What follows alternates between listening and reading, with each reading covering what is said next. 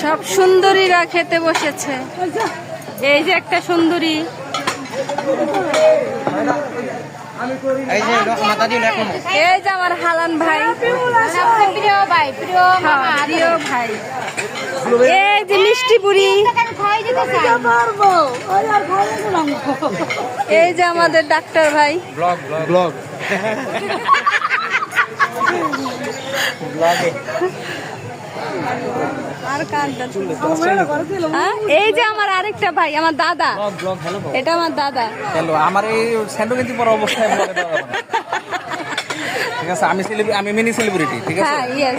হ্যাঁ, প্রীতম আমার এই তোমার মামা, তুমি দেখো না তো এটা তোমারটা শর্টস ভাইরাল হইছে, আমরা সবাই দেখছি।